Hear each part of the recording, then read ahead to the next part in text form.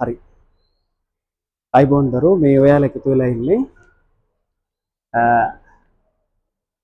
10 ශ්‍රේණියේ බස්නාහිර පළාත් අධ්‍යාපන දෙපාර්තමේන්තුවේ 2018 අවුරුද්දේ පළවෙනි වාර ඇගීමට අදාළ කියන්නේ පළවෙනි වාර විභාගයට අදාළ නිකුත් කරපු පේපරේ පළවෙනි කොටස විවරණයත් එක්ක එතකොට මේ පටන් ගන්න කලින් පේපරේ ළඟ තියෙනවා නම් දැන් විවරණයත් එක්ක අපිට ඔයාට මාත් එක්ක සම්බන්ධ වෙලා වැඩ ඉස්සරහට කරගෙන ගියයි.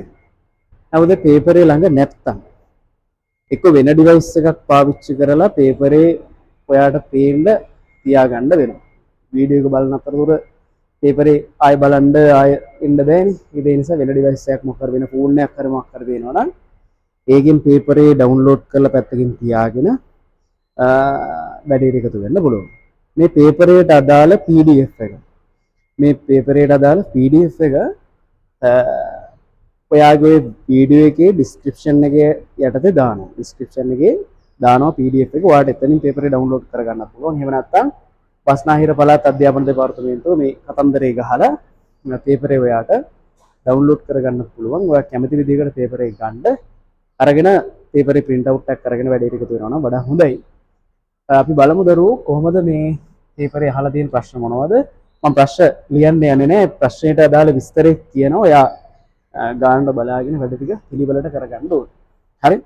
එතකොට මේ එහෙනම් අපි බලමු පළවෙනි ප්‍රශ්නේ ඉඳලා මොනවද අහලා තියෙන ප්‍රශ්න කොහොමද ඒවට උත්තර දෙන්න ඕනේ කියලා. හරි? මම කියවගෙන යන්න බර මොකද්ද පළවෙනි ප්‍රශ්නේ කියන්නේ. පළවෙනි ප්‍රශ්නේ මොකද්ද කියලා ඉස්සෙල්ලාම කියලා ඊට පස්සේ අපි විවරණයට එකතු වෙනවා. හරි? බලමුද පළවෙනි ප්‍රශ්නේ අහලා තියෙනවා ස්කන්ධය අනුව මානව දේහයේ අඩුම ප්‍රතිශතයක් අඩංගු වන මූලද්‍රව්‍ය වන්නේ කියලා. හරි? එතකොට මෙතන මේ ප්‍රශ්නෙට එන්න පටන් ගන්න දරුවෝ මෙතන. මේක 10 වසරේ රසායනික පදනම යටතේ පළවෙනි පාඩමේදී අපි උගන්වන එක පොයින්ට් එකක් නේ. මේක පළවෙනිම පාඩමේ පළවෙනිම පිටුවේ තියෙනවා.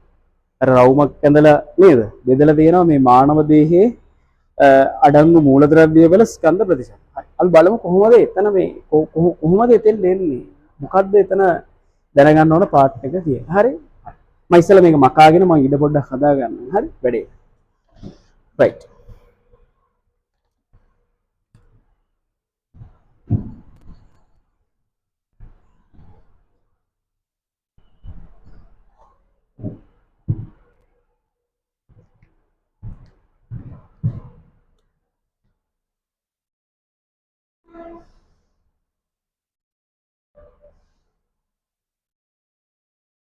හරි. එතකොට දරුවෝ මේ අපි දන්නවා සාමාන්‍ය ලෝකයේ මූලද්‍රව්‍ය හරි ලෝකයේ මූලද්‍රව්‍ය තියෙනවා 100කට වැඩි ගණනක්. සාමාන්‍යයෙන් අපි කියනවා මූලද්‍රව්‍ය කොච්චරක් විතර තියෙනවද කියලා අහුවොත් සාමාන්‍යයෙන් දරුවෝ මූලද්‍රව්‍ය තියෙනවා 120ක් විතර කියලා තමයි ඔයාගේ සිලබස් එකේ කියන්නේ. මූලද්‍රව්‍ය ලෝකයේ මූලද්‍රව්‍ය 120ක් විතර දෙනවා කියලා කියනවා. හැබැයි දරුවෝ 120ක් නෙවෙයි ඇත්තටම තියෙන්නේ ඇත්තම ගාන ගත්තොත් එහෙම දරුවෝ 118යි වෙන්නේ. දැන් ඔයා ඉන්ටර්නෙට් එකේ සර්ච් කරලා බලුවොත් එහෙම අද වෙනකොට ලෝකයේ කොච්චර මූලද්‍රව්‍ය ප්‍රමාණයක් හොයාගෙන තියෙනවද කියලා. අද වෙනකොට හොයාගෙන තියෙන්නේ 118. හරිද? මේ තමයි දැනට ලෝකයේ හොයාගෙන තියෙන මූලද්‍රව්‍ය ගන්න. මේ මූලද්‍රව්‍ය 118න් දරුවෝ. මේ මූලද්‍රව්‍ය ගන්නනේ. මේ 118න් ස්වභාවික ඒවා තියෙනවා. ස්වභාවිකව අපිට හොයාගන්න පුළුවන් මූලද්‍රව්‍ය තියෙනවා 92ක්. මේ තියෙන්නේ ස්වභාවිකව තියෙන මූලද්‍රව්‍ය ගන්න. ලෝකයේ මූලද්‍රව්‍ය 118ක් තියෙනවා. ඒකෙන් ස්වභාවික ඒවා 92යි තියෙනවා. ඔය 92කින් දරුවෝ ස්වභාවිකව තියෙන මූලද්‍රව්‍ය 92කින් ජීවීන්ගේ දේහ නිර්මාණය වෙන්න දායක වෙච්ච මූලද්‍රව්‍ය ගාන 25යි. හරි? ලෝකයේ 118ක් මූලද්‍රව්‍ය තියෙනවා. ඒකෙන් ස්වභාවික ඒවා 92යි. ඒ 92කින් දරුවෝ ජීවීන්ගේ දේහ නිර්මාණය වෙන්න දායක වෙලා තියෙන මූලද්‍රව්‍ය සංඛ්‍යාව 25යි. මේ 25 නුත් දරුවෝ. ඒ කියන්නේ ජීවීන් කියලා ගත්තම අපි දන්නවා ශාකත් ඉන්නවා, සතුනුත් ඉන්නවා, සුදු ජීවීනුත් ඉන්නවා. මේ 25න් දරුවෝ මේ 25න් ප්‍රධාන වෙන්නේ ජීවීන්ගේ දේහ තුල අන්තර්ගත වෙන ප්‍රධාන මූලද්‍රව්‍ය 4යි. අපි ඒ ටිකත් නිකන් ඉස්සෙල්ලා ලියලා දෙන්නම්. මේක නම් දරුවෝ සාමාන්‍යයෙන් දන්නවා. දැනට හොඳටම දන්නේ ගන්න. හරි? මොනවද මේ මූලද්‍රව්‍ය හතර කියන්නේ? නිකමට ඒ ටිකක් ලියලා දෙන්නම්. එකක් කාබන්, අනිත් එක හයිඩ්‍රජන්, අනිත් එක ඔක්සිජන්, අනිත් එක නයිට්‍රජන්. ඔය තමයි ජීවීන්ගේ දේහවල අන්තර්ගත වෙන ප්‍රධාන මූලද්‍රව්‍ය හතර. හරි. එතකොට අපි මේ පාඩමේ මේ කතන්දරේ අහලා තියෙන දරුවෝ මෙහෙම එකක්. හරි. අහලා තියෙන්නේ මේ මූලද්‍රව්‍ය හතර තියෙනවා කියලා දරුවෝ දන්නවා. අපෙන් අහන දරුවෝ මේ මූලද්‍රව්‍ය වල ස්කන්ධ ප්‍රතිශත ගැන ඔයා දන්නවා. ඔයාගේ අවබෝධයක් තියෙනවා. ඒ කියන්නේ ජීවීන්ගේ දේහ තුල වැඩිපුරම තියෙන මූලද්‍රව්‍ය වෙන්නේ කෝකද අඩුවෙන්ම තියෙන මූලද්‍රව්‍ය කොහොමද? ඇත්තටම මේ හතරෙන් තමයි අහන්නේ. මේ හතර තමයි ප්‍රධාන. අනිත් එක ඔය උත්තරවල දීලා තියෙන්නේ දරුවන්ට පේපරේ පේනවනම් ඔක්සිජන්, කාබන්, හයිඩ්‍රජන්, නයිට්‍රජන් මේ මූලද්‍රව්‍ය හතර තමයි දීලා තියෙන්නේ. මේ වගේ ස්කන්ධ ප්‍රතිශත ඔයා දන්නවද කියලා දැනගන්න බලන්න ඕනේ. ස්කන්ධ ප්‍රතිශත දන්නවද කියලා බලන්න ඕනේ. මේක ලියන්න බෑ විවරණේ ඈ. මේක ලියන්න එපා. මම ස්කන්ධ ප්‍රතිශත වෙනම දෙන්න. ඊට කලින් විස්තරය අපි ලියාගමු. මේ කතන්දරේ ඔක්කොම ලියන්න බෑ. මේක ලිව්වොත් 118යි 92යි 25යි 4යි 4 මේවා එපා. එච්චර එපා. හරි. මං කියන ටික ලියා ගන්න. ලිව්වට පස්සේ අපි ඔතන තමයි විවරණේ පටන් ගන්න. මේක එපා. මම මේක පොඩියට නිකන් ලිව්වේ. ඒක තේරුම් ගන්න. හරි. ඒ නිසා මේක එපා. අපි විවරණේ ලියමු. විවරණේ ලියමු. මම කියවන්නම්. එතනින් පස්සේ ලියන්න ඕන ටික මම පිළිවෙලට කියාගෙන යනවා. රයිට්. අපි පොඩි විස්තරයක් ලියන්න පටන් ගමු දරුවෝ. අනිවාර්යෙන් මේ විවරණ පොතක් ගන්න ඕනේ. අංක 1 කියලා දාන්න ඕනේ. ඒක යටතේ විස්තරය අපි ලියමු. ලියලා ඉවරලා පිළිවෙලට හදාගමු විවරණ පොත. හරි? රයිට්. ලියන දරුවෝ පළවෙනි එකට අදාළ ලියන්න මෙහෙම. මෙහෙම ලියන දරුවෝ ජීවී දේහ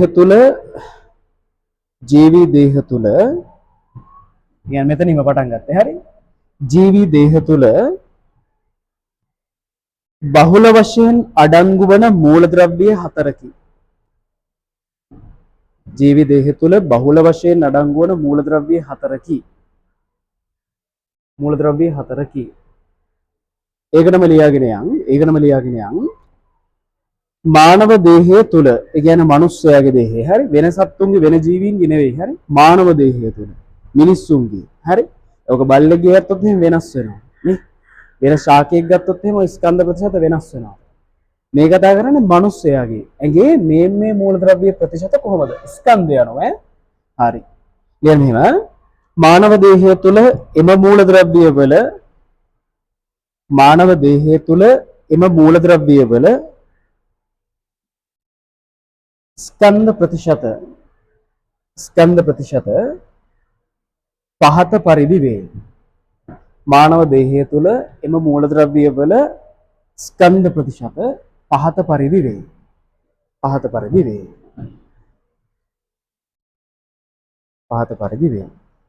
හරි. මේ කතාව එපා ඈ. පිළිවෙලට යන්න ඕන දරුවනේ. පිළිවෙල තමයි අංක 1. හරිද? මේක එපා. හරි. මං ලියලා දෙන්නම් ඔයා මම ලියන එක බලලා පිළිවෙලට ලියා ගන්න ඈ. හරි. මේ වගුවක් වගේ ලියමු. හරි.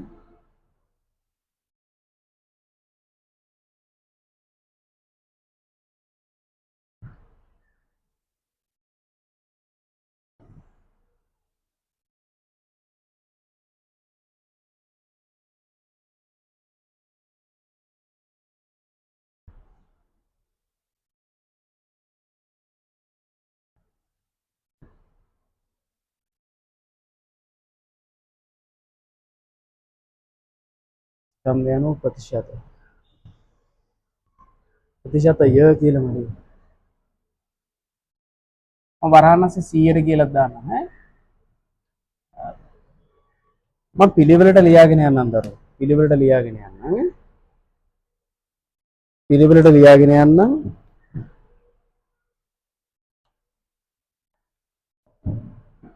Oxygen, carbon, hydrogen, nitrogen. මම පිළිවෙලට ලිවි ස්කන්ධේ වැඩිම එක්කනා ඉඳලා අඩුම එක්කනාට. හරිද? තව මෙතන තව පොඩි එකක් ලියන්න ඕන දරුවෝ. තව මූලද්‍රව්‍ය තියෙනවා. හරි? වෙනත් කියලා ලියන්නේ තව තියෙනවනේ මූලද්‍රව්‍ය. 25ක් තියෙනවා නම් 25න් 4ක් නම් ප්‍රධාන වෙන්නේ. ඊට අමතරව තව ගොඩක් ඒවා තියෙනවනේ. ඒවා වෙනත් කියලාම දාන්න. හරි? වෙනත් ඒවා අංශු මාත්‍ර ගාන වලින් තියෙන්නේ. ඒ වගේ ප්‍රතිශත අපි සිලබස් එකේ නැහැ. පැහැදිලිද? හා. එතකොට මේ මූලද්‍රව්‍ය වල ප්‍රතිශත ගත්තොත් එහෙම දරුවෝ මෙන්න මේ විදිහට තමයි යන්නේ. හරි. ඔක්සිජන් වල ස්කන්ධ ප්‍රතිශතය දරුවනේ ඔක්සිජන් තමයි වැඩිම ප්‍රතිශතයකින් අන්තර්ගත වෙන්නේ ස්කන්ධය අනුව 65%ක් තියෙන ඔක්සිජන්. හරි. කාබන් වල ස්කන්ධ ප්‍රතිශතය ගත්තොත් එහෙම දරුවෝ කාබන් වල ස්කන්ධ ප්‍රතිශතය 118යි. 118ක් කාබන් තියෙන්නේ. අපිට ඔළුවට යන්නේම නිකන් අර කාබන් මූලික කරගෙන අපි කතාව ගොඩනගන්නේ. ඒ කාබන් වැඩිපුරම ඇති කියලා නෑ. කාබන් දෙවෙනිය. හරි. හයිඩ්‍රජන් ප්‍රතිශතය දරුවනේ 110යි. හයිඩ්‍රජන් ප්‍රතිශතය 110යි. නයිට්‍රජන් ප්‍රතිශතය 103යි. 103යි. එතකොට මේ ටික ඔක්කොම එකතු කරලා ගත්තොත් එහෙම හරි. ඔය ඔක්කොම එකතු කරලා බලන්න 96ක් එයි. 96ක් එනවා. නයිට්‍රජන් ප්‍රතිශතය 103යි. වෙනත් තියෙන මූලද්‍රව්‍ය ඔක්කොම එකතු කරලා ගත්තොත් ස්කන්ධය අනුව 104ක ප්‍රතිශතයක් තමයි දෙන්නේ. 104ක ප්‍රතිශතයක් තමයි දෙන්නේ. තේරෙන සිංහලෙන් කිව්වොත් එහෙම. තේරෙන සිංහලෙන් කිව්වොත් කිලෝග්‍රෑම් 100ක් වෙන මිනිස්සෙක් ඉන්නවා කියන්නේ. කිලෝග්‍රෑම් 100ක් වෙන මිනිස්සෙක්. ඒ කිලෝග්‍රෑම් 100ක් වෙන මිනිස්සයාගේ ඇඟ හැදිලා තියෙන්නේ පරමාණු වලින්. එයාගේ තියෙන ඔක්සිජන් පරමාණු ටික ඔක්කොම අරගෙන අපි ඔක්සිජන් පරමාණු වල ස්කන්ධය කොච්චරද කියලා බැලුවොත් කිලෝග්‍රෑම් 65ක් තියෙන ඔක්සිජන් විතරයි. පැහැදිලිද? කාබන් විතරක් තියෙන 18ක් කිලෝග්‍රෑම්. ඒතර නයිට්‍රජන් තියෙන කිලෝග්‍රෑම් 3යි. හරි. ඒතර ස්කන්ධය යනවා වැඩිම ප්‍රතිශතයක් මේ ඔක්සිජන් වෙන්න හේතුවකුත් තියෙනවා. ඒක කියලා දෙන්න පුළුවන් හැබැයි වෙලාව වැඩියෙන් යනවා. හරි. ඔක්සිජන් වැඩිම ප්‍රතිශතයෙන් අන්තර්ගත වෙන්න හේතුව දරුවෝ සාමාන්‍යයෙන් මිනිස්සයාගේ ඇඟේ වැඩිපුරම තියෙන ජලය. හරි. වැඩිපුරම තියෙන ජලය. ඒතර ජලය කියන්නේ දරුවෝ H2O කියන්නේ. ඒතර ඇත්තටම සාමාන්‍යයෙන් මිනිස්සෙක්ගේ ඇඟේ මේක ලියන්න බෑ. මිනිස්සෙක්ගේ ඇඟේ සාමාන්‍යයෙන් මිනිස්සයාගේ බරින් හරි බරින් 3න් 2ක් බරෙන් 3න් 2ක් තියෙන ජලය. මම මෙහෙම ලියන්නම් හරි. බරෙන් 3න් 2ක් තියෙන මිනිස්සයාගේ බරෙන් 3න් 2ක් තියෙන්නේ ජලය දරුවෝ. ජලය තමයි තියෙන්නේ. එතන ස්කන්ධයන්ව වැඩිපුරම අන්තර්ගත වෙන සංයෝගය වෙන්නේ ජලය. ජලය ගත්තම එතකොට ඔයා කියයි හරි සර් හරි. එතන 3න් 2ක් ජලය තියෙනවා නම් ජලාණුවක වැඩිපුර තියෙන හයිඩ්‍රජන් නේ සර්. ඔක්සිජන් අඩු වෙන්න තියෙන්නේ. හයිඩ්‍රජන් දෙකට එක ඔක්සිජන් එකයි අනුපාතය කියන්නේ නෑ. හයිඩ්‍රජන් වල ස්කන්ධය ගත්තොත් එහෙම දරුවෝ සාපේක්ෂ පරමාණුක ස්කන්ධය ගත්තොත් අපි පස්සේ කාලේ උගන්වනවා හයිඩ්‍රජන් වල සාපේක්ෂ පරමාණුක ස්කන්ධය එකයි. ඔක්සිජන් වල ස්කන්ධය දරුවනේ ඒ වගේ 16 ගුණයක්. එතකොට ස්කන්ධයත් එක්ක බලපුවාම මේ සංයෝගය ගත්ත මේ සංයෝගයේ වැඩිපුර හයිඩ්‍රජන් මූලද්‍රව්‍යයක් විදිහට තිබුණාට පරමාණු ගණනක් තිබුණාට එයාගේ ස්කන්ධයට වඩා ඔක්සිජන්ගේ ස්කන්ධය වැඩි නිසා ස්කන්ධ ප්‍රතිශතයත් එක්ක දරුවෝ ඔක්සිජන් වල ප්‍රතිශතය ගොඩාක් ලොකු මට්ටමකට එනවා. හයිඩ්‍රජන් පොඩි ස්කන්ධයක් තිබ්බත් 110ක් වගේ ඇවිල්ලා තුන්වෙනි ස්ථානයට එන්නේ මේ සිද්ධියෙන් හින්දාමයි වැඩිපුර තියෙන සංයෝගය ජලය නිසා. හරි. ඒතර ඔන්න ඔය කියන කාරණේ තමයි දරුවෝ පළවෙනියටම දැනගන්න ඕනේ. ඔන්න පළවෙනි ප්‍රශ්නෙට අදාළ සම්පූර්ණ විවරණයක් ඉදිරිපත් කර අරක නම් ඇත්තට වැදගත් නෑ. නමුත් ඔයක පොඩ්ඩක් මතක තියාගන්න ඕනේ. ඉතින් මතක තියාගන්න. හරි මේක අපි පස්සේ අපි මේක පාඩමේ උගන්වනවා. සාමාන්‍ය මිනිස්සෙක්ගේ බරෙන් 3න් 2ක් තියෙන්නේ. ජලය කියන එක පාඩමේ උගන්වනවා. ජලයේ වැදගත්කම් ගැනයි ඔය කතන්දර ටික අපි උගන්වනවානේ. ඒත් එක්ක 3න් 2ක් තියෙන ජලය කියලා දරුවෝ සාමාන්‍යයෙන් දන්නවා. හරි. ඒතර මේකෙන් නිවැරදි පිළිතුර වෙන්නේ. ඒ කියන්නේ ස්කන්ධය අනුව වැඩිම ප්‍රතිශතයක් අඩංගු වෙන එකන ඇහුවා නම් ඔක්සිජන්. වැඩිම ප්‍රතිශතයක් අඩංගු වෙන එකන නෙවෙයිනේ අහලා තියෙන්නේ. අපෙන් අහන්න පුතේ අඩුම ප්‍රතිශතයකින් අඩංගු වෙන එක. නැතර අඩුම ප්‍රතිශතයකින් අඩංගු වෙන ප්‍රධාන මූලද්‍රව්‍ය හතරෙන් නයිට්‍රජන් තමයි අඩුම ප්‍රතිශතයකින් අන්තර්ගත වෙන්නේ. හරි අඩුම ප්‍රතිශතයකින් අන්තර්ගත වෙන්නේ නයිට්‍රජන්. ඒ නිසා මේකේ නිවැරදි පිළිතුර වෙන්නේ 4. හරි. ඒතර ඔය හැම ප්‍රශ්නයකදීම දරුවනේ මේකේ නිවැරදි පිළිතුර කියලා ලියන්න ඕනේ. නිවැරදි පිළිතුර වෙන්නේ 4. නයිට්‍රජන් තියෙන්නේ 4. ඒක පළවෙනි ප්‍රශ්නයට අදාළ විවරණය. හරි.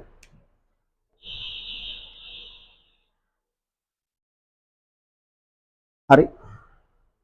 මොන අපි පළවෙනි ප්‍රශ්නේ හරි. අපි දෙවෙනි ප්‍රශ්නයට යන්නේ දරුවෝ. හරි. මේක මකනම ඔයාලට ඕන නම් මේක මකන්න එපා කියලා කියන්න බෑ. ඔයාලට වීඩියෝ එක පොඩ්ඩක් නතර කරලා මේක විවරණය ලියලා ඊට පස්සේ ඉතින් ඔයාලට එතන ඉඳන් බලන්න පුළුවන් නේ. ඒ නිසා මම මේක මකලා දාන්නම්. හරි. රයිට් මේ තියෙන පළවෙනි ප්‍රශ්නයට දාලා විවරණය. අපි දෙවෙනි ප්‍රශ්නයට යමු. පිළිවෙලට යන්නේ. හරි. බලමු දෙවෙනි ප්‍රශ්නේ මොකක්ද කියලා.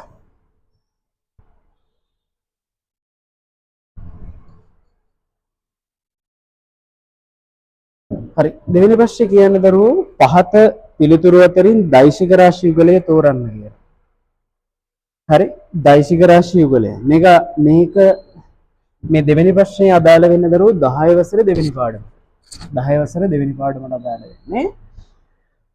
බලමු මොකද්ද දෛශික රාශි කියන්නේ? රාශි කියන කතාව කියලා දෙන්න මොනවද කියලා. දරුවෝ භෞතික විද්‍යාවේ අපි දන්නවා මේ විද්‍යාව කොටස් තුනකට යනවානේ. ජීව විද්‍යාවයි, රසායන විද්‍යාවයි, භෞතික විද්‍යාවයි. එතන මේ භෞතික විද්‍යාව කියන එකේදී අපිට භෞතික දේවල් වල මිනුම් ගන්න සිදු වෙනවා. ඒවට කියන්නේ භෞතික රාශි කියලා. ඒ කියන්නේ ඔය සරලම අර්ථ දැක්වීමක් ගත්තොත් එහෙම මොනවා හරි දෙයක් මනින්න පුළුවන් නම් හරි ඊට පස්සේ මැන්නම අපිට ඉලක්කමකින් ලියන්න පුළුවන් නම් මනින්න උපකරණ තියෙනවා නම් හරි අපිට ලේසියෙන් භෞතික රාශියක් කියලා එක අඳුර ගන්න පුළුවන්. දැන් උදාහරණයක් විදිහට මම එකක් ගන්නම්. දිග කියන එක. දිග මනින්න අඩි රූල කියන උපකරණය හදලා තියෙනවා. දිග මනින්න ඒකක තියෙනවා. මැන්න මගියන් ගන්න පුළුවන්. හරි? එහෙනම් දිග කියන්නේ භෞතික රාශිය. ඊට පස්සේ අපි ගත්තොත් එහෙම දරුවෝ කාලය කියන එක. කාලය මනින්න උපකරණයක් විදිහට ඔරලෝසුව තියෙනවා. නේද? කාලයට ඒකක තියෙනවා, තප්පර තියෙනවා, පැය මිනිත්තු තියෙනවා, පැය තියෙනවා, දින තියෙනවා, සති තියෙනවා. ඒකක තියෙනවා. කාලය මැන්නට පස්සේ ඒකකයක් එනවා. කාලය මනින්න උපකරණ තියෙනවා. මැන්න මගියන් වෙනවා. අන්න භෞතික රාශිය. අන්න ඒ වගේ සරලව තේරුම් ගන්න දරුවෝ භෞතික විද්‍යාවේදී අපිට එක එක මිනුම් ගන්න සිද්ධ වෙනවා. ඒක මිනුම් ගන්න සිද්ධ වෙනවා. ඒ මිනුම් ගද්දී අපි ගන්න මිනුම් තමයි අපි භෞතික රාශි කියලා සරලව හඳුන්වන්නේ. හරි? එතන භෞතික රාශි ලෝකේ ගණනාවක් තියෙනවා සහ ඒව ප්‍රධාන වශයෙන් බෙදන්න පුළුවන් ආකාරයක් තියෙනවා. හරි? එතනින් දරුවෝ මූලික භෞතික රාශි කියලා જાතියක් තියෙනවා. මූලික භෞතික රාශි 7යි තියෙන්නේ. අපි පන්ති ආපු දරුවෙක් නම් 7ම මම දීලා තියෙනවා. ඊට පස්සේ මූලික භෞතික රාශි පාවිච්චි කරලා මොන හරි භෞතික රාශි ගන්නවා නම් උදාහරණයක් විදිහට පුතේ මම නිකන් මේකත් කියලා දෙන්න. හරි මම කියලා දෙන්න ගියාම ගොඩාක් දේවල් තියෙනවා කියලා දෙන්න. මේ හිතන්නකෝ දරුවෝ දැන් දුර කියන භෞතික රාශිය ගත්තොත් එහෙම. දුර කියන භෞතික රාශිය ගත්තොත් මෙයාට සමීකරණයක් නැහැනේ. මෙයාට සමීකරණයක් නැහැ. මෙයා එහෙනම් මූලික භෞතික රාශිය. ඔය වගේම 7යි තියෙන්නේ. හරි? ඒවට කියන්නේ මූලික භෞතික රාශිය. ඒවා 7ක් තියෙනවා. දුර කාලය ඊට පස්සේ උෂ්ණත්වය දුර තියෙනවා කාලය තියෙනවා ඊට පස්සේ ස්කන්ධය තියෙනවා උෂ්ණත්වය තියෙනවා ඊට පස්සේ විද්‍යුත් ධාරාව තියෙනවා ඔය විදිහට 7ක් තියෙනවා මූලික භෞතික රාශි 7යි ඊට පස්සේ අපි නිකන් මෙහෙම එකක් ගමුකෝ දරුවෝ දැන් වේගය වගේ එකක් වේගය ගත්තොත් එහෙම වේගය කියන භෞතික රාශියට දරුවෝ වේගය කියන භෞතික රාශියට මේක මනින්න පුළුවන් එකක් නේ ඔය මනින්න මීටර එහෙම දෙන්නේ වාහනවල එහෙමනේ වේගය කියන භෞතික රාශිය මනින්න ඒකකය තියෙනවනේ. අදාරු දන්න ඉගෙනගත්තු දරුවෝ දන්නවා. වේගය මනින්න ඒකක තියෙනවා. වේගය කියන එකට සමීකරණයක් තියෙනවා. නේ? වේගය සමානයි දරුවෝ දුර බෙදීම කාලය. ඒතර දරුවන්ට තේරෙනව නේද? වේගය කියන එක අරන් තියෙන වෙන භෞතික රාශි පාවිච්චි කරලා. මෙන්න මේ වගේ භෞතික රාශි වලට අපි කියනවා ව්‍යුත්පන්න භෞතික රාශි. ඒව දරුවෝ හිනා තුගයක් තියෙනවා. පැහැදිලිද? ඒ හිනා තුගයක් තියෙනවා. ව්‍යුත්පන්න භෞතික රාශි තුගයක් තියෙනවා නේද? කියන්නේ මූලික භෞතික රාශි 7න් සහ ඒන භෞතික රාශි වෙනස් කරමින් ගත්තේ ව්‍යුත්පන්න භෞතික රාශි ඕන තරම් ලෝකේ අපිට ගන්න පුළුවන් ගොඩක් තියෙනවා. ඒ තමයි පළවෙනි බෙදිල්ල. භෞතික රාශි ප්‍රධාන වශයෙන් කොටස් දෙකකට බෙදුවකි මේ එක නිර්ණායකයක් මූලික සහ ව්‍යුත්පන්න.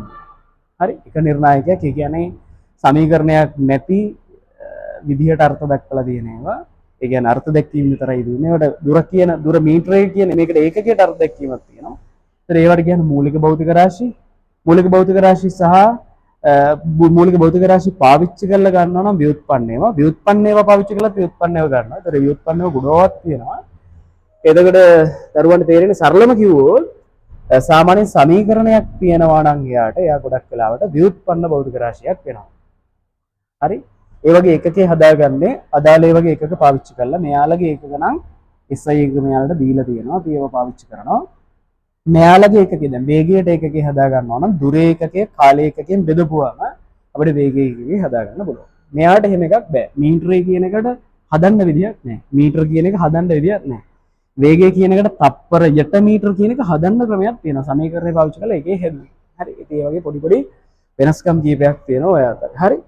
ඊළඟට අපි බලමු මේ අපි අහලා තියෙන ප්‍රශ්නේ දරුවෝ ඕක නෙවෙයි. අපි අහලා තියෙන ප්‍රශ්නේ තමයි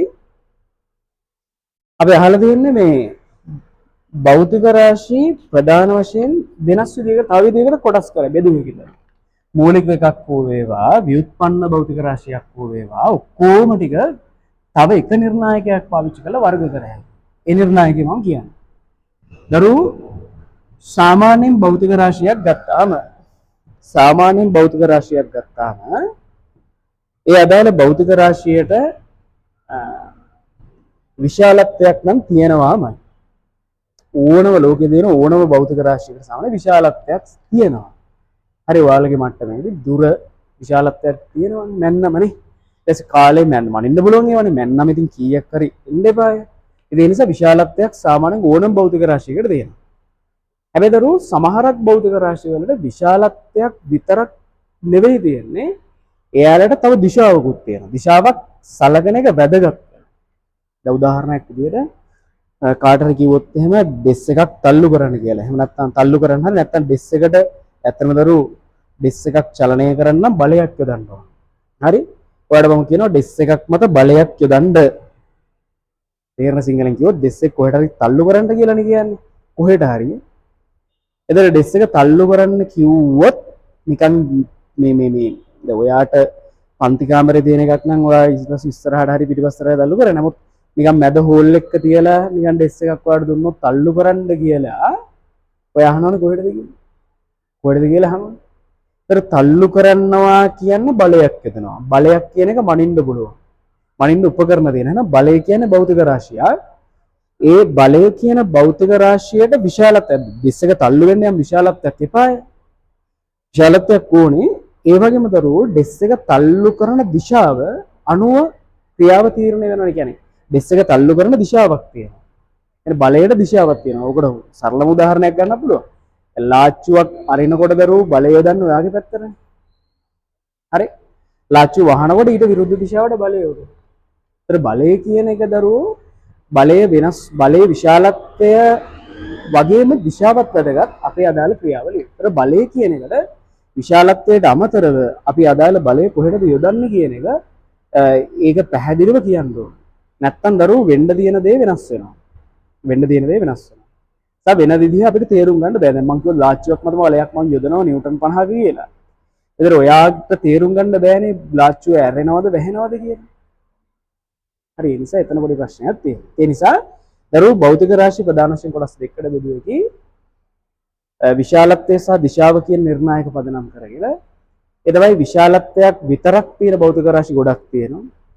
ඒවට කියනවා දරුවනේ අදිශ රාශි කියලා. විශාලත්වයක් විතරයි තියෙන්නේ. විශාලත්වයට අමතරව දිශාවකුත් සලකන්න ඕන නම් විශාලත්වයට අමතරව දිශාවකුත් සලකනවා නම් ඒවට කියන දරුවෝ දෛශික රාශි කියලා. උදාහරණයක් විදිහට බලය කියලා කියන්නේ දෛශික රාශිය. දුර කියලා කියන්නේ අදිශ රාශියක්. ඒ ගැන මම වැඩි විස්තර කියන්න යන්නේ නැහැ. පන්තිවලදී මේව ගොඩාක් දුරට පැහැදිලි කරලා දෙනවා. ඒ නිසා මම වැඩි විස්තර කියන්නේ නැහැ. ටක් ගාලා වෙයිට එන්න. හරි. හරි දරුවෝ දෙවෙනි ප්‍රශ්නෙට අදාළව මේකේ ලියන්න ඕන දරුවෝ මම ලියාගෙන යන්නම් එකවරම දෙවෙනි ප්‍රශ්නෙට අදාළව ලියන්න දෛශික රාශි කියලා. දෛශික රාශි. දෛශික රාශි කියලා ලියලා ඉස්සරහට ලියන්න ඕනේ. දෛශික රාශි කියලා ලියලා ඉස්සරහට ලියන්න. හරි. ලියන්න මෙහෙම. විශාලත්වයක් මෙන්ම නිශ්චිත දිශාවක් ඇති භෞතික රාශිය. විශාලත්වයක් මෙන්ම නිශ්චිත දිශාවක් ඇති භෞතික රාශිය. විශාලත්වයක් මෙන්ම නිශ්චිත දිශාවක් ඇති භෞතික රාශිය.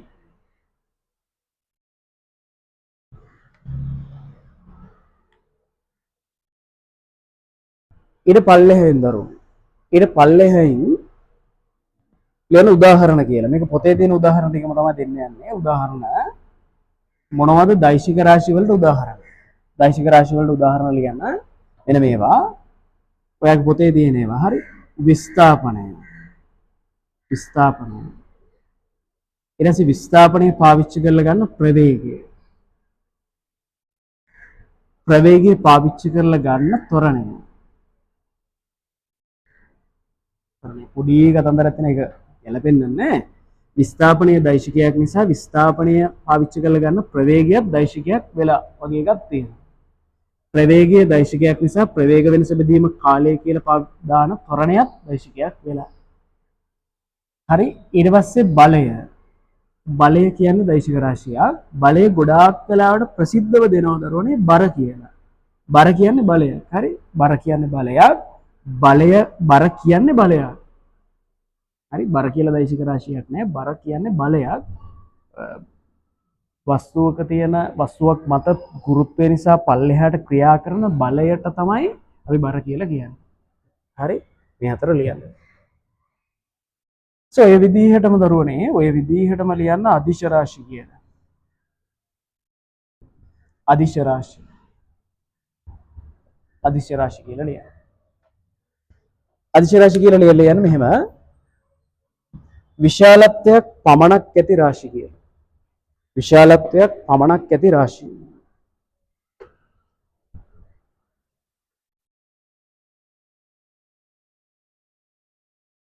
ඒකට අර වගේම උදාහරණ ලියමු. හරි. ඒකට අර වගේම උදාහරණ ලියන්න උදා කියලා දාගන්න. උදා කියලා දාලා මේ පොතේ තියෙන හතරමයි දෙන්නේ. ඒවා තමයි ගොඩාක් වෙලාවට විභාගෙට අහන්නේ. උදාහරණ කියලා දාන්නම්. අර කලින් කිව්වා වගේමයි දුර කියන්නේ අදිශ රාශියක්. දුරට විශාලත්වයක් විතරයි තියෙන දිශාවක් නෑ. ඒවා පැහැදිලි කරලා තියෙන්නේ.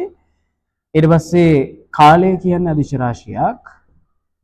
ඊට පස්සේ දුරයි කාලයයි පාවිච්චි කරලා ගන්න වේගය අදිශ රාශියක්. වරදවා වටහා ගන්න එපා. ඒක හැම වෙලාවෙම හිම වෙන්නේ නෑ. හරි? මම කියලා දීලා තියෙනවා ක්ලාස් එකේ. දුර කාලය දිශයක්, දුර දිශයක්, කාලය දිශයක් මේ දෙන්න පාවිච්චි කරලා ගන්න වේගය දිශයක්. ඊට පස්සේ තව එකක් තියෙනවා දරුවෝ ස්කන්ධය කියන. මේ ගොඩාක් පටලවා ගන්නවා. ස්කන්ධය බරයි කියන්නේ දෙකක් කියන එකත් දරුවන් කියලා දීලා තියෙන්නේ.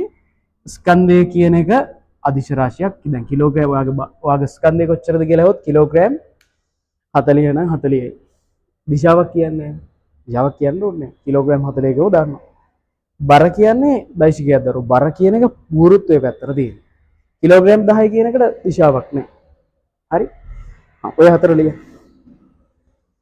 අර අහන ප්‍රශ්න දරුවෝ අහන්නේ මේ මොනවද දෛශික රාශි යුගල කියලා අහන්නේ. මොනවද දෛශික රාශි යුගල කියලා අහන්නේ.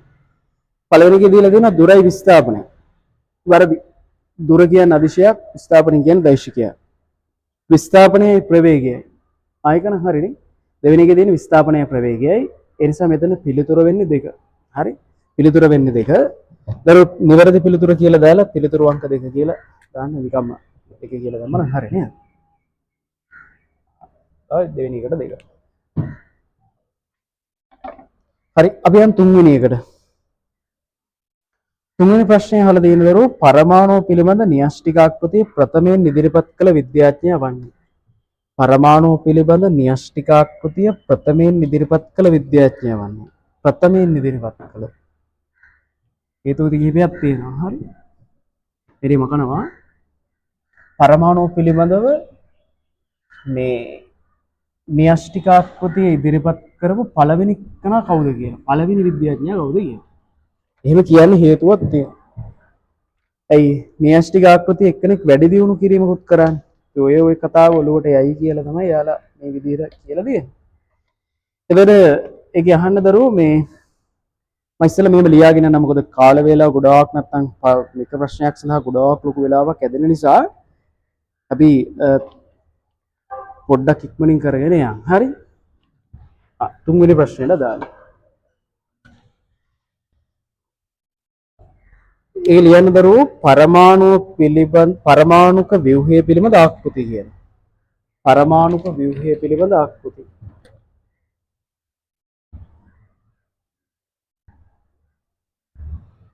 පරමාණුක ව්‍යුහය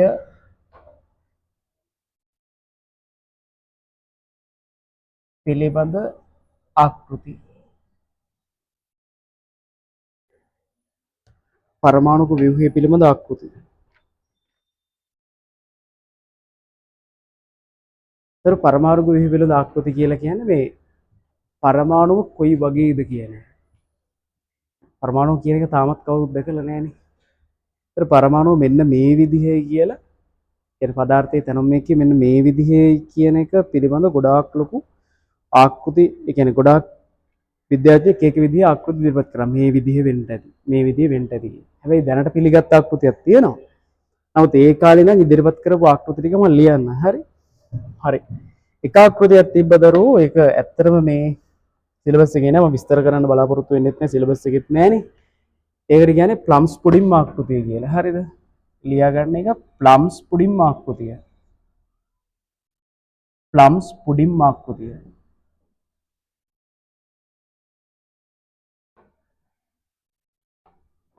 ප්ලම්ස් පුඩින් ආකෘතිය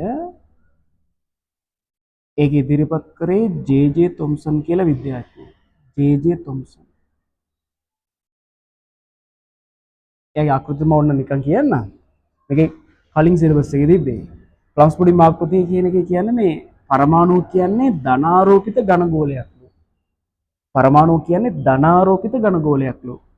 මේ ධනාරෝපිත ඝන ගෝලයේ ඍණාරෝපිත අංශු ගිල්ල දෙනවලු හරියට පොඩිමකට මිදි ඔබලා තියෙනවා කියලා. මේ ප්ලම්ස් කියන්නේ මිදි වලටනේ. මේක ධනාරෝපිත ඝන ගෝලයක්. හරි. මේක ආරෝපණය ධන. මේ ධනාරෝපිත ඝන ගෝලයේ ඍණාරෝපණ ගිල්ල තියෙනවලු. දැන් විදිහට ගත්තොත් එහෙම මේ තඩි ප්‍රෝටෝනය ධනාරෝපණ කියන්නේ ප්‍රෝටෝන වලටනේ. තඩි ප්‍රෝටෝනයක් තියෙනවා. තඩි ප්‍රෝටෝනයේ ඉලෙක්ට්‍රෝන ගිලිලා තියෙනවා. ඒ වගේ ආකෘතියක් තමයි එයා ඉදිරිපත් කරන්නේ. ඒකට ප්ලම්ස් පුඩින් ආකෘතිය කියන එක ප්‍රතික්ෂේප. ඒක සිලබස් එකෙත් නැහැ. හරි. දෙවෙනි ආකෘතිය තමයි දරුවෝ න්‍යෂ්ටික ආකෘතිය කියලා එකක් තියෙනවා. හරි. ඒක තමයි දැන් ඔය පිළිගත් ආකෘතිය වෙන්නේ. දෙවෙනි ආකෘතිය ඒක න්‍යෂ්ටික ආකෘතිය. න්‍යෂ්ටික ආකෘතිය. න්‍යෂ්ටික ආකෘතිය ඒක ඉදිරිපත් කරේ අර්නස්ට් රදර්ෆර්ඩ් කියන විද්‍යාඥයා. හරිද? Ernest Rutherford. ලියන්නේ අර්නස්ට් කියලා.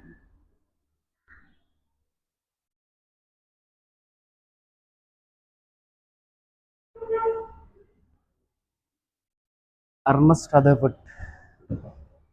ඒක තවත් කියන්න. හරි. න්‍යෂ්ටික ආකෘතිය කියනකොට මෙහෙම එකක්. හරි. පරමාණුවේ මැද තියනවලු ෂූටි ධනාරෝපණයක් තියෙන තැන. අපි ගියා එක කියනවා න්‍යෂ්ටිය කියලා. මේ න්‍යෂ්ටිය වටේට ඍණාරෝපිත අංශු කැරගෙනවලු. හරි? හරියට ඒක උපමා කරනවා මම මෙහෙම දැන් දෙන්න. හරි මේකට තමයි න්‍යෂ්ටිය කියන්නේ. මේකේ වටේට ඍණාරෝපිත අංශු මෙහෙම වටේ කැරගෙනවලු. يعني ධනාරෝපිත න්‍යෂ්ටිය වටේට ඉතින් ධනාරෝපිත න්‍යෂ්ටිය මේ ඍණාරෝපිත අංශු හරිද? ඒ ඍණාරෝපිත අංශු කැරගෙනවලු මේකේ වටේ. මේ කැරකෙන්නේ දරුවෝ හරියට සූර්ය වටේට මේ ওই සිද්ධියම යනව නෙමෙයිද? සූර්යා වටේට ග්‍රහලෝක කැරකෙනවනේ. පෘථුවිය වගේ ඒවා. ඒව කැරකෙනවනේ මෙහෙම වටේට. මෙන්න මේ විදිහටලු කැරකෙන්නේ. මේ විදිහටලු මේක වෙන්නේ. ඉතින් ඒ නිසා මේ ධනාරෝපිත න්‍යෂ්ටිය වටේට ඍණාරෝපිත අංශු කැරකෙන්නේ හරියට සූර්යා වටේට ග්‍රහලෝක කැරකෙනවා වගේ මාර්ගයේ ඒ විදිහට කැරගෙනවලු. මෙහෙම කැරගෙනවා. ඒතර මේ තමයි පරමාණු. දැන් පිළිගත්ත පරමාණු ඔය වගේ. මැද ධනාරෝපිත න්‍යෂ්ටියක් තියෙනවා. ඒ වටේට ඍණාරෝපිත අංශු කැරගෙනවා. ඒක ඉදිරිපත් කරන අර්නස්ට් රදර්ෆර්ඩ්. ඒක ග්‍රහලෝක පාවිච්චි කරලා මේක පාවිච්චි කරන්න කියන්නේ. ඒ නිසා තමයි ඒකට කියන්නේ දරුවෝ න්‍යෂ්ටිය මැද තියෙන නිසා මේකට තව එකක් කියන්න. මේකට න්‍යෂ්ටික ආකෘතිය කියලා කියනවා. මම ඒක පල්ලෙහෙන් ලියන්න අනිත් එක. ඒකට ග්‍රහාකෘතිය කියලා කියනවා. හරි? ග්‍රහාකෘතිය කියලා කියනවා. ඒ නම් දෙකම එකයි. හරි? මම ඒක වෙන වෙනම ලියන්න. න්‍යෂ්ටික ආකෘතිය කියලා කිව්වත් මේකම තමයි. හරිද? ඒවා යටින් ලියන්න මම මේක න්‍යෂ්ටික ආකෘතිය කියලා ලියලා තියෙන මේ න්‍යෂ්ටියක් තියෙනවා. ඒ න්‍යෂ්ටිය වටේට ඉලෙක්ට්‍රෝන කරගෙනවා කියන එක. හරි? ඒකට ග්‍රහාකෘතිය කියලා තමයි ප්‍රසිද්ධ. හරි? න්‍යෂ්ටික ආකෘතිය කියලා නෙවෙයි ඔය සිලබස් එකේ තියෙන්නේ. හරි? න්‍යෂ්ටික ආකෘතිය කියලා නෙවෙයි සිලබස් එකේ තියෙන්නේ. මම හින්දා ග්‍රහාකෘතිය කියලා එන මේක මහන්න ඈ. හරි? මේකට ඔයාගේ සිලබස් එකේ තියෙන්නේ න්‍යෂ්ටික ආකෘතිය කියලා නෙවෙයි. හරි? මේකට ඔයාගේ සිලබස් එකේ තියෙන්නේ ග්‍රහාකෘතිය කියලා. ඒ නිසා මම මෙහෙම ලියන්න. හරි? මේ න්‍යෂ්ටික ආකෘතියට තමයි මොන ආකෘතිය කියන්නේ? ග්‍රහාකෘතිය කියලා කියන්නේ. ග්‍රහාකෘතිය කියලා කියන්නේ. හරි? ඊට පස්සේ තව එකක් එනවා මේ තව ආකෘතියක් තියෙනවා. හරි? න්‍යෂ්ටික ආකෘතිය ග්‍රහාකෘතිය. එතකොට ওই දෙකම එකක් ඒක වෙනස් රදපට ඉදිරිපත් කරන මේක දෙකක් විදිහට උගන්වනවා. එදිරිය මේ ග්‍රහාකෘතිය වැඩි දියුණු කිරීමක් ඉදිරිපත් කරන එක විද්‍යාඥයෙක්. හරි? එදිරිය තව ආකෘතියක් අපිට හම්බ වෙනවා. මේ ග්‍රහාකෘතිය වැඩි දියුණු කිරීමක්. මේ ග්‍රහාකෘතිය වැඩි දියුණු කිරීමක් ඉදිරිපත් කරනවා. ඒ කියන්නේ අර කියනවනේ ධනාරෝපිත න්‍යෂ්ටියට ඍණාරෝපිත ඉලෙක්ට්‍රෝන කැරකෙනවයි කියලා. ඒ කැරකෙන විදිය පැහැදිලි කරන උත්සාහයක් ගන්නවා නීල්ස් බෝර් කියලා විද්‍යාඥයෙක්. එයා කියනවා ධනාරෝපිත න්‍යෂ්ටිය වටේට ඍණාරෝපිත ඉලෙක්ට්‍රෝන යන්නේ නිශ්චිත මාර්ගවල. හිතිචි මාර්ගවල යන්නේ නැහැ. ඉලෙක්ට්‍රෝන එකක් නෙවෙයි පුතේ තියෙන්නේ. ඉලෙක්ට්‍රෝන පරමාණු සුදු 10ක් තියෙනවා නම් ඒ 10 යන පාරවල් 10ක් තියෙනවා. පාරවල් කීපයක් තියෙනවා 10ක්ම නේ. පාරවල් තියෙනවා. ඒ පාරවල් පිළිබඳ පැහැදිලි කිරීමක් කරලා මේ ආකෘතිය වැඩි දියුණු කිරීමක් කරනවා. ඒ කියන්නේ ග්‍රහාකෘතියම වැඩි දියුණු කිරීමක්. ඒකම තමයි හරි. ඒකට කියන්නේ දරුවෝ බෝර් ආකෘතිය කියලා. බෝර් ආකෘතිය. බෝර් ආකෘතිය කියන්නේ මේක ඉදිරිපත් කරන්නේ නීල්ස් බෝර් කියන විදිහට. Niels bore.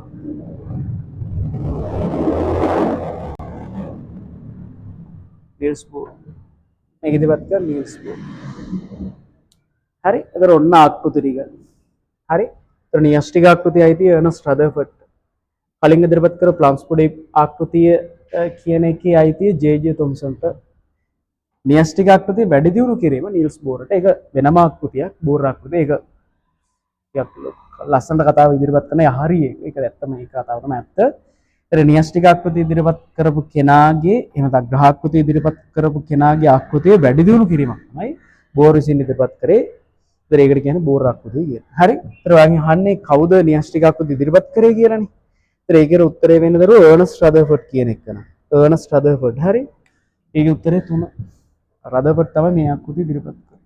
රදර්ෆර්ඩ් තමයි මේ ආකෘතිය ඉදිරිපත් කරේ. හරි. ඒතර 3ට 3. හරි. කියන්න අපි 4 ප්‍රශ්නෙට ලේසියෙන්ම උත්තර දෙන්න පුළුවන් ප්‍රශ්නයක් නිසා මම ඒක ටක් ගාලා කියන්නම්. දරුවෝ අපි අර අවශ්‍ය වෙලාවට අවශ්‍ය විදියට මේ මොනවාද අවශ්‍ය වේ පැහැදිලි කිරීම වැඩි ලොකු පැහැදිලි කිරීම ඉදිරිපත් කරලා පොඩි පැහැදිලි කිරීම පොඩි විදිහට කරගෙන යන්න. හතරේ ප්‍රශ්නේ මම උත්තරේ ටක් ගාලා කියන්නම්. ශාකවල අඩංගු නොවන සීනි වර්ගය මොකක්ද කියලා යහන්නේ. ශාකවල අඩංගු නොවන සීනි වර්ගය මොකක්ද කියලා යහන්නේ. එතරදරු ශාකවල අඩංගු නොවන සීනි වර්ගය. මේක මකන්නම් හරි. ඒතර දන්නවා මේ එක සීනි වර්ගයක් තියෙනවා තියෙන්නේ කිරි ආහාරවල විතරයි. ශාකවල නෑ. හරිද? ඒ තමයි දරුවෝ මොනවද? ඒ තමයි ලැක්ටෝස්. ලැක්ටෝස් කියන සීනි වර්ගයේ දරුවෝ තියෙන්නේ කිරි ආහාරවල. හරි? කිරි ආහාරවල තමයි තියෙන්නේ. හරි. ඒතකොට උතන අහලා තියෙන මේ සීනි වර්ග කීපයක්ම තියෙනවා. මම ටක් ගාලා උත්තරේ දාන්න 4 වෙනියකට. ලියමුනේ. පොඩි විස්තරයක් ලියමු. හරි. පොඩි විස්තරයක් ලියමු. මම මෙහෙම කියන්න මේක අර පළවෙනි විවරණය නිසා පොඩි විස්තරයක් දුන්නා නම් හොඳයි කියලා හිතෙනවා. මම මෙහෙම මේ වගේ විවරණයක් දෙන්නම්කො මේකට අදාළව. පොඩි මේ ටික මතකද බලන්න. කාබෝහයිඩ්‍රේට්.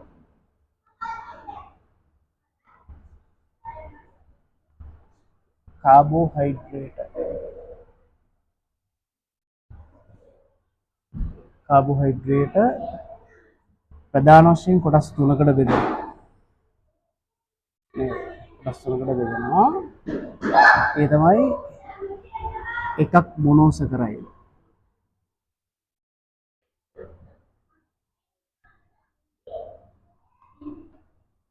දෙවෙනි එක ඩයිසකරයිඩ්.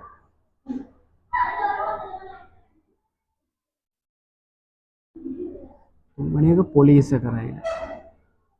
එහෙම නේද? ඒ ටික මතක් කරමු නේද? ඒ මට කලින් ලියන්න පුළුවන් හොඳයි. මොනෝසැකරයිඩ් 3ක් තියෙනවා දරුවෝ. මොනෝසැකරයිඩ් වර්ග 3ක් තියෙනවා. ඒ 3ක් ලියන්න පුළුවන් හොඳයි. ඒව නම් දැන් මම දන්නවා අනිවාර්යෙන් දරුවන්ට පුළුවන්. එකක් තමයි ග්ලූකෝස්. දෙවෙනි එක තමයි දරුවෝනේ ෆ්‍රුක්ටෝස් කියලා කියන්නේ.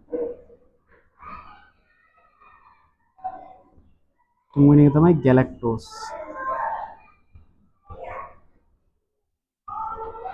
හරි? ඩයිසැකරයිඩ් වර්ග 3ක් තියෙනවා. ඩයිසැකරයිඩ් වර්ග 3ක් තියෙනවා. ග්ලූකෝසුයි එකතු වෙලා හැදිච්ච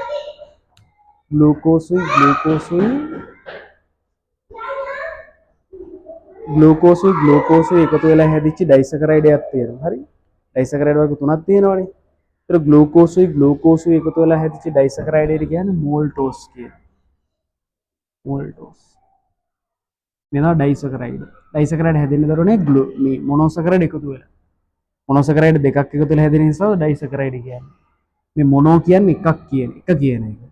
ඩයි කියන්නේ දෙකයි කියන එක. පොලි කියන්නේ තුනයි නෙවෙයි. ඒක දන්නවා. පොලි කියන්නේ ගොඩක් කියන එක.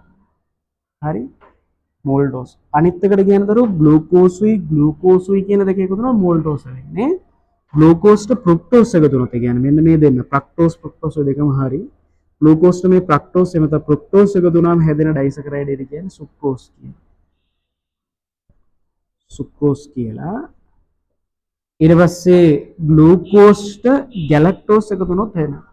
එතන මෙයා එකතු වුණොත් හැදෙන එක කියන්නේ ලැක්ටෝස් කියලා. මෙයා තමයි දරුවෝ ශාකවල නොමැති එකම සීනි වර්ගය. හරි. එයාම පොඩක් කොටු කරන්න නේද? එයා තමයි ශාකවල නොමැති එකම සීනි වර්ගය. එයා තමයි ලැක්ටෝස්. එයා ශාකවල නැහැ. එයා දෙන කිරි ආහාර. හරි ඒවා දරුවෝ දන්නවා. පොලිසැකරයිඩ් තුනක් තියෙනවා දරුවනේ. පොලිසැකරයිඩ් තුනම හැදෙන්නේ හරි වැදගත්. මේ පොලිසැකරයිඩ් දැන් දරුවෝ දන්නවනේ මොනෝසැකරයිඩ් එකතු වෙලා ඩයිසැකරයිඩ් හැදෙනවා. ඩයිසැකරයිඩ් එකතු වෙලා මෙයා හැදෙනව නෙවෙයි. පොලිසැකරයිඩ් හැදෙන්නෙත් මේ මොනෝසැකරයිඩ් වලින්ම තමයි. හරි මොනෝසැකරයිඩ් වලින්ම තමයි. මෙතන මම ලියන මේ පොලිසැකරයිඩ් වර්ග තුනම හැදෙන්නේ ග්ලූකෝස් වලින්. ඒක විශේෂයෙන් මතක තියාගන්න ඕනේ. හරි. ඩයිසැකරයිඩ් වර්ග තුන තමයි එකක් දරුවනේ පිෂ්ඨය. අනිත් එක්කන ග්ලයිකෝජන්. අනිත් එක්කන සෙලියුලෝස්.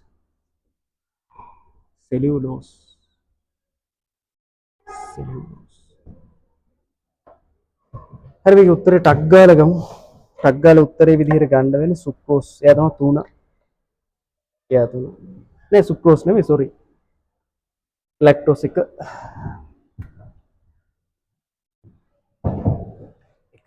හතරට.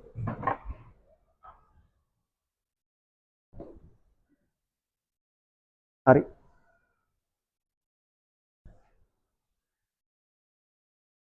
හරි දරුවෝ.